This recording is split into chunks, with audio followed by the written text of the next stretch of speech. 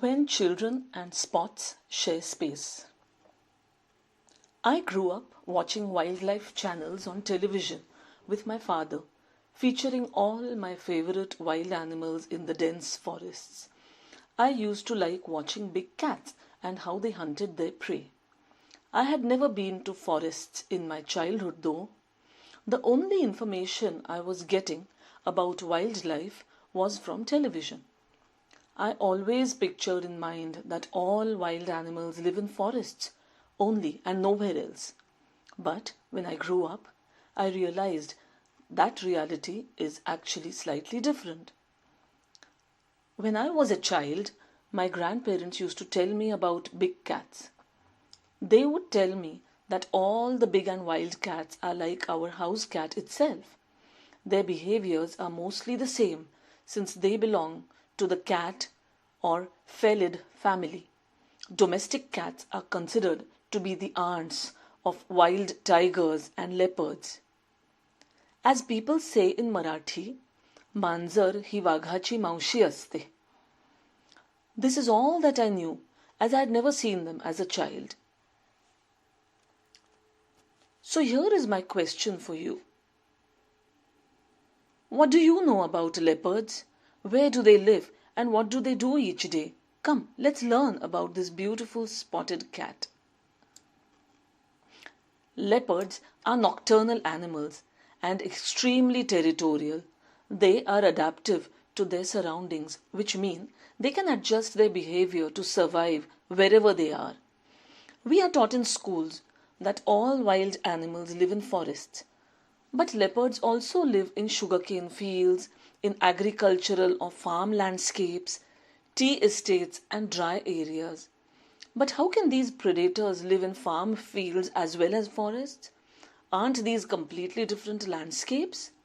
Well, an agriculture landscape provides shelter and food in the form of sheep, goats, dogs, calves, and chickens.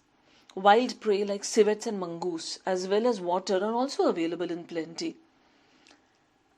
Leopards are very well adapted to agriculture landscapes and have made their home across many parts of India. In many places, this spotted feline often lives awfully close to human settlements.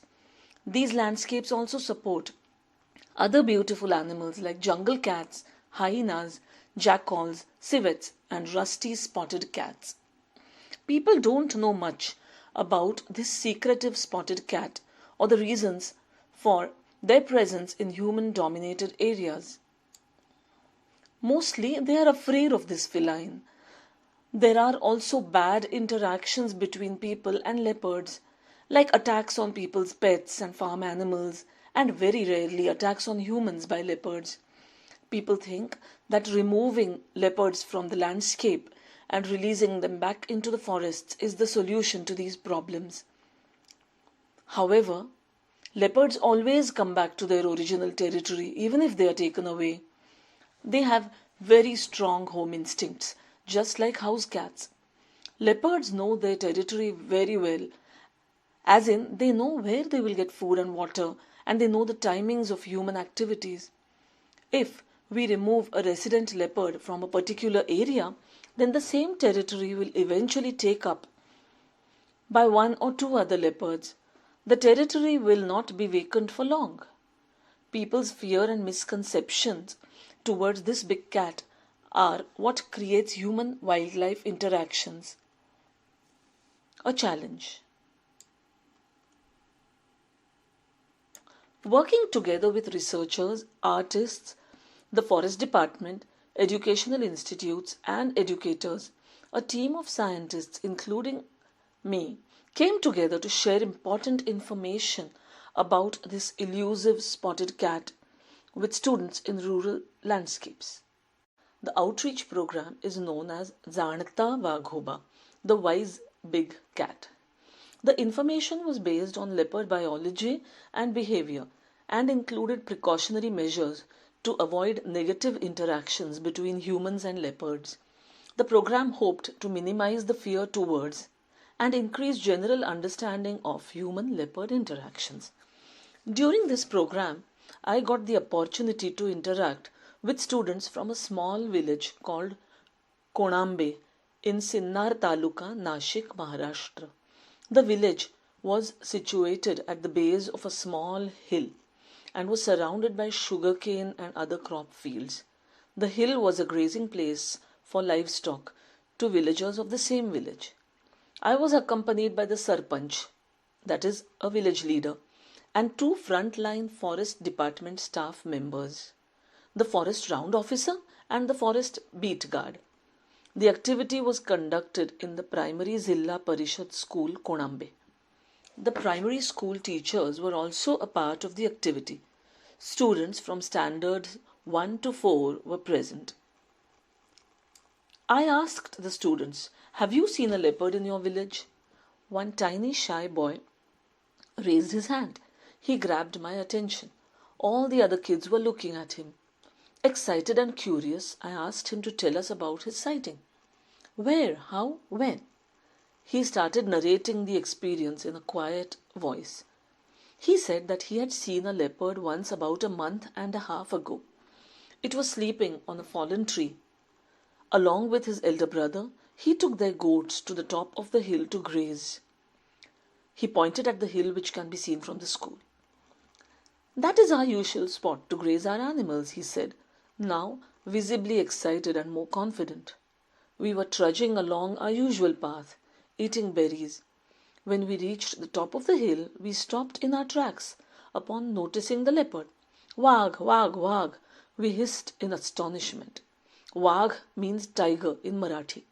In rural areas, both tigers and leopards are called wagh. Leopards are also sometimes called biptya. Suddenly the leopard noticed us. The boy continued. After watching us for a few minutes, it ran away, disappearing into the trees. Once it vanished, we also ran down the hill. After he had finished narrating this fascinating story, I asked him if the leopard attacked them at all. "त्याने तुम्हाला काही इजा किंवा त्रास दिला का?" He laughed and said no. In fact, the leopard had got spooked by them, and he ran away even faster. आम्हाला बघून तोच इतका घाबरला की जोरात पळूनच गेला. The students all burst into laughter at the incident. Hearing the tale, one of the senior teachers from the school said that there were frequent cases of attacks on livestock. But until now, leopards had not attacked human beings. There have been many incidents in which leopards are seen on farms. In fact, villagers told us that a leopard had even visited the school premises late one evening. I was surprised and amazed to see such acceptance from villagers, young and old, towards this big cat. This experience left me with much to think about. Such stories and experiences from the ground should be highlighted. We humans tend to only pay attention to negative human-wildlife interactions. This boy's story is just one of many where leopards and people share spaces without harming each other. Youngsters across such landscapes are more well versed with the reality of such encounters with animals than we are. We always think wild animals are dangerous, but in reality they are quite scared of humans. Humans are their biggest predators. It is necessary to understand both animals as well as people. Leopards and many wild animals have adapted to the situation of living in places with human influences. It is now our turn to make our surroundings better to live in, for them as well as for us.